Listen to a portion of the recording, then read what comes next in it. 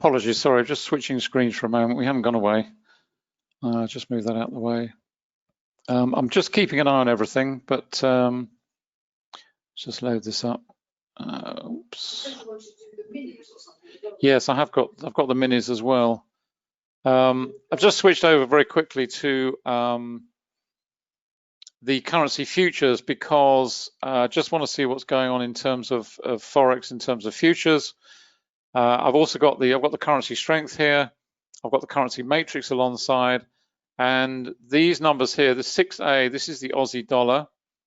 So this is the futures contract for the Aussie dollar. This is the 6B, this is for the British pound. Down at the bottom here, I've got the 6C, which is the Canadian dollar. A little bit confusing because it's the inverse. It's not the dollar CAD, it's the CAD dollar, because on futures everything is referenced against the dollar. So the dollar is always the counter currency. So for Aussie and for cable, it's always the same. You'll see the same numbers appearing up here, or relatively similar numbers at any rate. It won't be identical unless they're closing on a particular contract. But in terms of the dollar CAD, it's the inverse. It's can be a little bit confusing. And over here we've got the 6E. And if we just pop the 6E open up full size, just change this to a different, just move this to a different time frame. Let's go down to 5. There we go. This was earlier on in the session. This was the ECB. We had the reaction, lots of volatility as you would expect. Now we're starting to see it climb. We're moving away from this region, away from the volume point of control. Decent volume coming in here, and it's really just to make the point that as I said earlier on, VPA applies to all markets irrespective. This is the Aussie dollar, which is rushing up. You can see here, this is on the matrix. You can see it at the top here. We've got the Aussie climbing strongly. But what's actually driving that right now is this selling of the dollar. And what's also interesting, sorry. Have I? Oh, sorry. No, I haven't. Yeah, blue for Aussie. That's the yen. Sorry. I've got the Aussie blue and the yen. Yes? I was looking at the matrix. And I've got them reversed on here. The Aussie here I've got in magenta, and I've got the yen here in blue. But in terms of what is going on right now, in terms of buying and selling of the currencies per se, you've got the buying of the Aussie here, the blue, but you've also got, more interestingly, the selling of the yen here. And what you're always aware of, just see what time, this is on 2 minute. Okay, so it's pretty quick.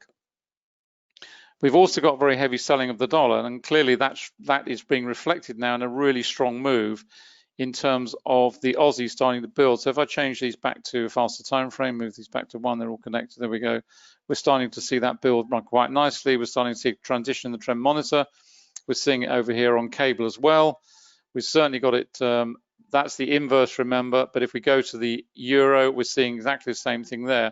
So this strong selling of the dollar is being reflected across the dollar complex, if you will.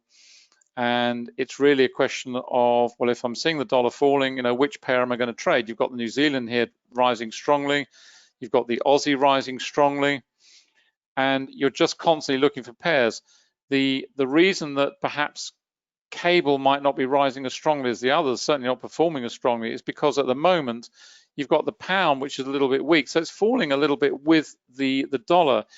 Therefore, on those very fast time frames, you're not going to see a strong trend as you're seeing right now. You can visually see it here on this particular chart, which is on the currency matrix. Just pull that out a little bit, see a bit better.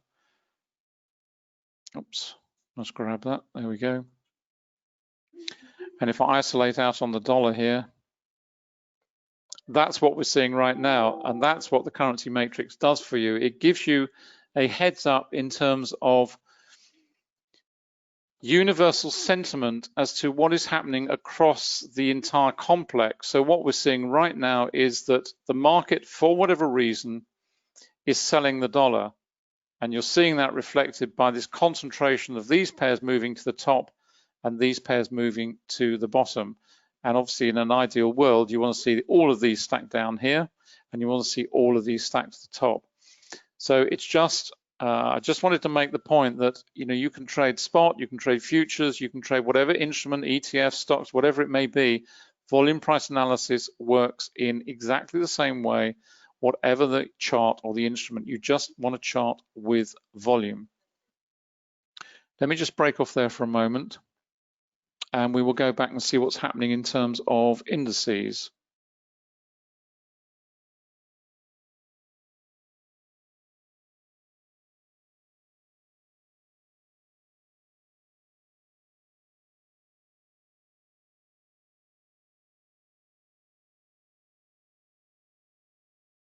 Okay, I've moved over onto the, this is just one index now, we're on the NQ.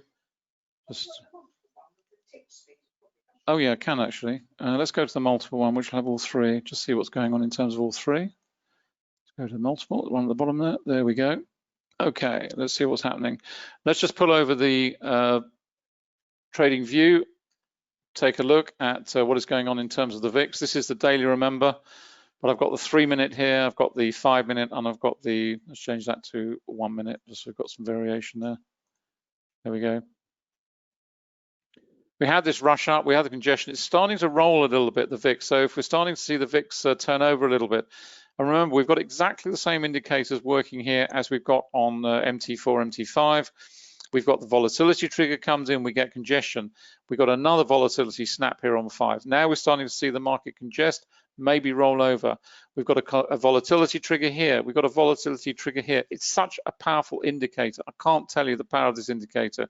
When you get it, it snaps, the market moves fast. And you might say, well, why? What is it telling you? Why does price action behave in this way? And it's very, very simple.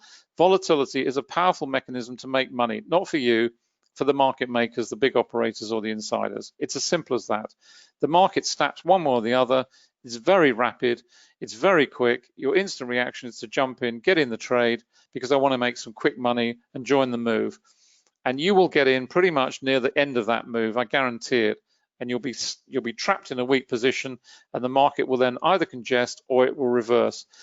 If you're not in these moves, you stay out. If you're in it and it works in your favor, terrific. As I always say, if I've got profit and I get a volatility trigger and I get further profit, I close out. That's it. I'll just wait and be patient.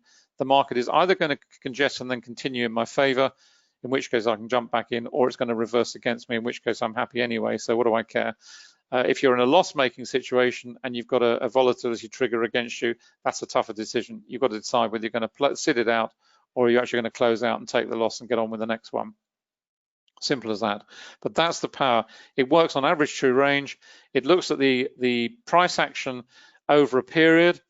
And if that price action moves outside of what it typically should be, in other words, a norm, it's looking at average true range, it snaps, it then triggers the indicator. And the beauty of the indicator is you don't have to wait till the candle has completed, in other words, closed off.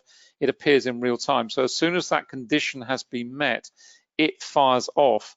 So you know halfway through the candle that you're in a volatility phase, and therefore you've got time to make decisions. You haven't got to wait for the candle to close off and get to the end of its period, particularly if you're working on maybe a slightly slower time frame, a 5 minute or 10 minute, 15 minute, whatever.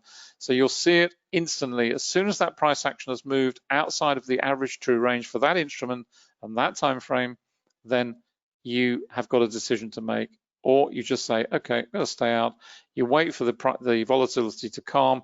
You wait for the price action to clear away from that particular candle, and then you decide whether you're going to trade or not. Simple as that. But that's what's going on in terms of the VIX at the moment. So we've had a snap higher. Now we're starting to see it roll over a little bit, not strongly. Move that out the way again. But we're still not seeing any development of a great trend. You know, we've had a little bit of a move lower, a little bit of weakness, but you know, nothing terrific. Hasn't got great momentum. You can see here we've got, just eyeballing it, we've got so much red on the tick speedometer. We get, you know, we've got no green. Last bit of green was over here, 16:30, you know, a long time ago, almost 2 hours ago now. So we're punctuated with red, primarily red, little bits of orange, but mainly red. Same sort of thing here. We had a little bit of an uptick here, and you know, nice candle lower, decent selling in that particular candle, bit of a rally, but nothing major. Very strong resistance above, overhead. But you know, the trend monitor is still bright red, so we are in a bearish phase right now, certainly on an intraday on the faster time frames. And a similar sort of picture over here, very little green, certainly not since 2 hours ago, and it's mainly red and little bits of orange. So there's a general lack of participation. There is a general nervousness building. There's a general lack of volume coming into the market, and it's all building up into an interesting session tomorrow. Not saying tomorrow is going to be the trigger, but that's where we are getting to. We are getting to one of those situations where potentially we are seeing a correction coming at any rate. Let's put it like that. Yeah, I'm going to pass back to Anna.